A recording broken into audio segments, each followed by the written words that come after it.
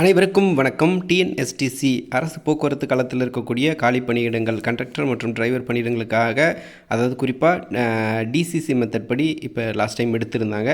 அதற்கான second list வருமா அப்படின்னு சொல்லிட்டு நிறைய பேர் கேட்குறீங்க. அதே மாதிரி கண்டக்டர் டிரைவருக்கு தனியாக நோட்டிஃபிகேஷன் வரும்னு சொன்னாங்களே, அதை பற்றின ஏதாவது தகவல் இருக்கா அப்படின்னு சொல்லியும் நிறைய பேர் கேட்குறீங்க. முதல் கட்டமாக பார்த்தீங்க அப்படின்னாக்கா, இப்போ டிசிசி மெத்தட் படி எடுத்திருக்கக்கூடிய அப்பாயின்மெண்ட் வாங்கியிருக்கக்கூடிய நபர்கள் தவிர்த்து செகண்ட் லிஸ்ட் வருமா அப்படின்ற ஒரு கேள்வி இருக்குது.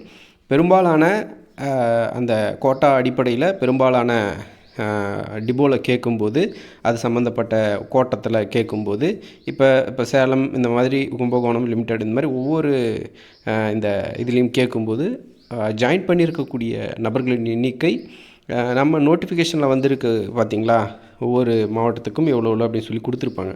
அந்தந்த மாவட்ட அடிப்படையில் அந்தந்த இதுக்கு கொடுத்துருக்கக்கூடிய லிஸ்ட்டை விட சில நம்பர்ஸ் வந்து கம்மியாக தான் இருக்குது. கிட்டத்தட்ட 10லிருந்து 15 நபர்கள் கம்மியாக தான் ஜாயின் பண்ணியிருக்காங்க. இன்னும் 10-15 நபர்கள் ஜாயின் பண்ணலை என்பது குறிப்பிடத்தக்க விஷயம். ஸோ இந்த மாதிரியான ஒரு சூழ்நிலை தான் இருக்குது.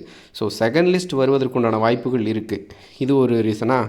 ரெண்டாவது, செகண்ட் லிஸ்ட் வருவதற்கான காரணம் என்ன அப்படின்னா, நிறைய பேர் இந்த சர்டிஃபிகேட் வெரிஃபிகேஷன் சிவி நடந்துச்சு பார்த்தீங்களா, இந்த சர்டிஃபிகேட் வெரிஃபிகேஷன் அப்போ வந்து என்ன நடந்துச்சு அப்படின்னா, நிறைய பேர் வந்து இந்த போலீஸ் வெரிஃபிகேஷன் சர்டிஃபிகேட்டு இதெல்லாம் வந்து கரெக்டாக சப்மிட் பண்ணலை சில டாக்குமெண்ட்ஸு. ஸோ இதனால் அதை அப்படியே வெயிட்டிங்கில் வச்சுருக்காங்க. இது என்ன நடக்கும் அப்படின்னா, அவங்களுக்கு வந்து ஒரு குறிப்பிட்ட டைம் வந்து கொடுத்துருப்பாங்க. அதாவது 15 நாட்கள் முதல் 1 மாதம் வரைக்கும், மேக்ஸிமம் 15 நாள் தான் கொடுப்பாங்க. சில வழக்குகள் காரணமாக இப்போ கேஸ் போட்டிருப்பாங்க, எனக்கு வந்து டைம் வேணும் அப்படின்னு சொல்லி நீதிமன்றத்தில் வழக்கு தொடுத்து, ஸோ அதன் மூலயமா டைம் வாங்குவாங்க. ஸோ அப்படி வாங்கும்போது எனக்கு 2 மாதம் டைம், 6 மாதம் டைம் அந்த மாதிரி வாங்குவாங்க. அந்த போஸ்டிங்ஸ் தவிர எல்லாருமே கேஸ் போட மாட்டாங்க. 10-15 போஸ்டிங் இருக்குன்னா அதில் எத்தனை பேரும் கிடையாது. ஒரு 2-3 நபர்கள் மட்டுமே இது போல் வழக்கு தொடுத்து டைம் வாங்கக்கூடிய சூழ்நிலை இருக்கும்.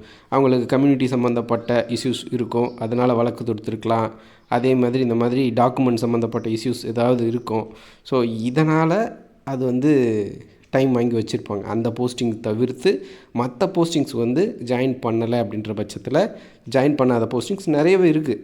ஸோ அந்த அடிப்படையில் கரெக்டான டாக்குமெண்ட் சப்மிட் பண்ணுறதுக்கு 15-20 நாள் டைம் கொடுத்தும் சப்மிட் பண்ணாத நபர்களுக்கு, அடுத்த கட்டமாக இருக்கக்கூடிய நபர்களுக்கு யாராக இருக்கலாம், இந்த செகண்ட் சிவிக்கு கூப்பிட வாய்ப்பு இருக்குது அப்படின்றத வெரிஃபை பண்ணுவாங்க.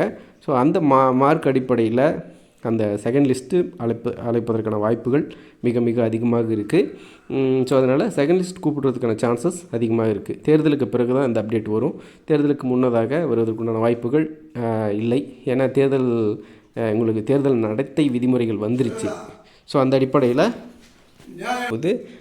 இதற்குண்டான அப்டேட்ஸ் வந்து கூடிய விரைவில் வந்து எதிர்பார்க்கலாம். ஸோ தேர்தலுக்கு பிறகு இதுக்குண்டான அப்டேட்டை எதிர்பார்க்கலாம், செகண்ட் லிஸ்ட் எதிர்பார்க்கலாம் அப்படின்ற தகவலோடு இந்த வீடியோ முடிச்சுக்கிறேன். நன்றி.